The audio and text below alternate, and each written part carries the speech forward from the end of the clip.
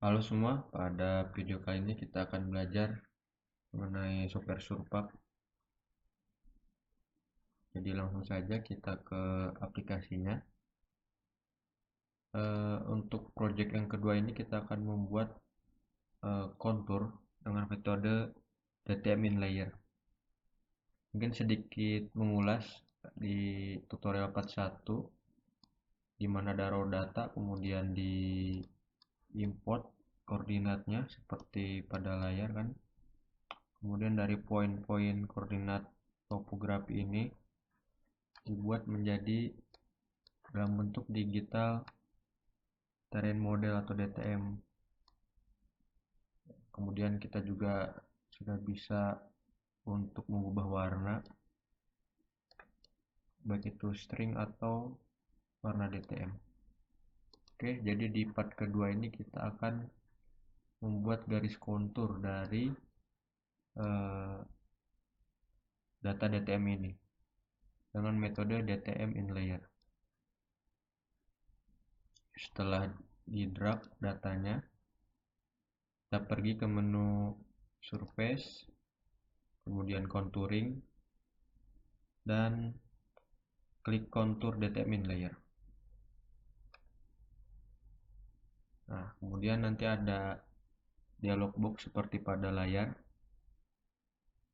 Nanti secara otomatis ada minimum kontur, maksimum kontur. Nah, yang kita ubah di sini adalah kontur intervalnya. Misalkan saya buat dalam interval per 5 meter. Kemudian kita kasih nama kontur ori atau terserah kawan-kawan. Kemudian apply. Nah, mengapa saya kasih nama kontur ori? Karena kalau kita lihat hasilnya itu seperti ini. Jadi sangat kaku ya, tajam-tajam seperti ini. Nah, ini dapat kita perhalus. Namun sebelum itu kita lihat dulu. Tadi dari data point bisa dibuat dalam bentuk DTM, bisa juga dibuat dalam bentuk string atau garis kontur. Seperti pada layar. Oke, kita simpan dulu.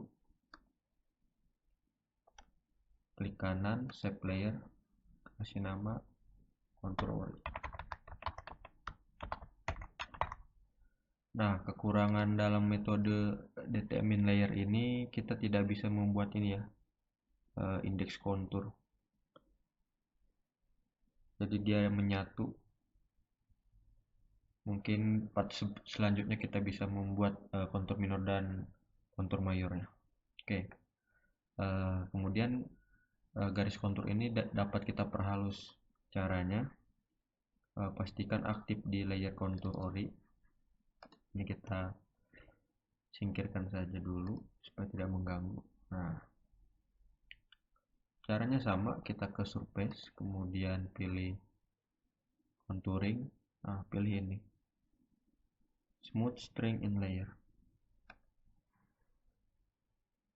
Nah, ingat di part 1 kita sudah belajar bahwa di Surpak ini garis-garis warna-warnanya itu ada kode-kode tertentu.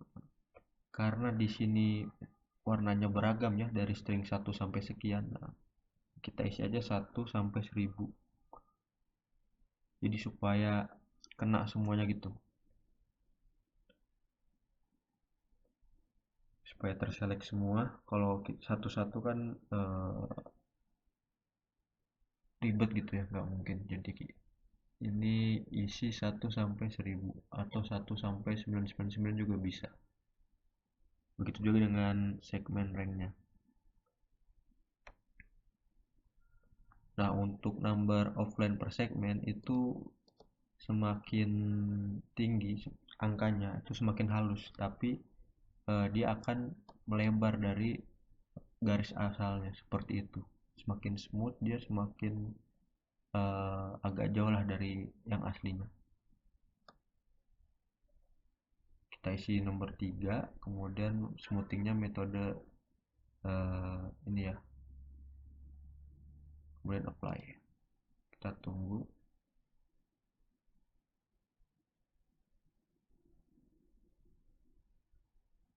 Nah, ini sudah selesai. Kalau kita zoom, hasilnya seperti ini. Jadi akan ditambahkan titik-titik sehingga garisnya itu smooth. Kita kasih nama, klik kanan, set layer. Kita kasih nama contour smooth. Sebenarnya bisa juga langsung di save, tapi nanti string sebelumnya atau contour orinya itu bakal tergantikan gitu, jadi terreplace. Nah, ini sengaja saya kasih layer yang berbeda, nama yang berbeda, supaya kita bisa membandingkan antara yang sudah di smooth sama yang belum. Oke, kita reset dulu.